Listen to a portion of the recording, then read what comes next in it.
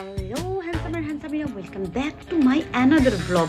অনেক দিন পরে আমি আবার চলে এসেছি তোমাদের সঙ্গে, আর আজকে কিছু মুহূর্ত তোমাদের সঙ্গে শেয়ার করতে চলেছি। আজকে আমার কাছে একটা বিশেষ দিন, সেটা না হয় তোমাদের সঙ্গে পরে শেয়ার করব, কিন্তু একটু কাজের জন্য বেরিয়ে গিয়েছিলাম আমি কলকাতার দিকে। তো এসপ্ল্যানেডে গিয়েছিলাম, তো সেখানে যেতে যেতে ভাবলাম একটা ছোট্ট করে ব্লগিং করে নিই তোমাদের জন্য, মানে আমার পরিবারের জন্য। তো দেখো প্রখর গরম, বুঝতেই পারছো 43-44 যাচ্ছে এখন কলকাতায়। সেই অবস্থায় বেরিয়ে পড়েছি, আর এই যে প্ল্যানেটের দিকে চলেছি আমরা।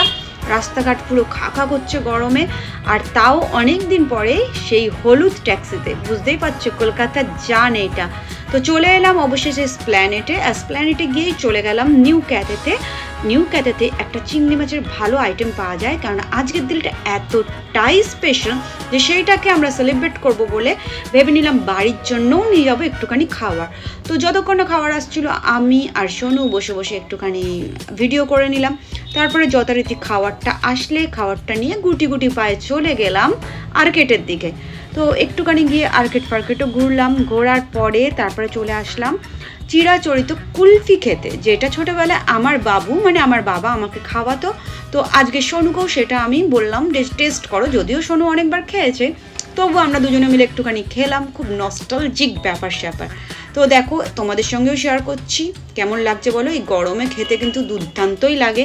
তো আমি তো তৃপ্তি করে খেলাম, আর খাওয়ার পর টুকটাক একটুখানি কেনাকাটি করলাম, যেগুলো আর আমি ভিডিও করিনি। আর সোনুর জন্য আসলো কোল্ড কফি, যেটা খেয়ে রীতিমতো বিকেল 4-5টার সময় ওর গ্যাস হয়ে গেল। ওকে বারণই করেছিলাম যে খেও না, তো যাই হোক অ্যাটলিস্ট খেয়েই নিয়েছে। তো তারপরে যেরকম বললাম কেনাকাটি করে টুকটাক এদিক ওদিক করতে করতে ভাবলাম আর গরমে ঘোরার নয়, চলো এবারে বাড়ি ফেরার পালা। এই হচ্ছে কলকাতা 5টার সময় বিকেল। দেখো পুরোপুরি ফাঁকা, সেরকমভাবে কোনো ভিড় নেই, প্ল্যানেটের এই অবস্থা। তো বুঝতেই পারছো গরমে কেউ ঘর থেকে বেরোচ্ছে না, আর আমরাও বেরোই না, কারণ এত গরম। কিন্তু আমার একটুখানি জরুরি কাজ ছিল, তাই আমি বেরিয়েছিলাম। তো যাই হোক তোমাদের সঙ্গে একটুখানি শেয়ার করলাম, হোপফুলি তোমাদের ভালো লাগলো। তো ভালো লাগলে একটু লাইক করে দিও, আর আমার সঙ্গে এরমভাবেই জুড়ে থাকো ছোটো ছোটো ব্লগ পাওয়ার জন্য। নিজেদের খেয়াল রাখো গরমে। দেখা হবে আবার পরের ব্লগে।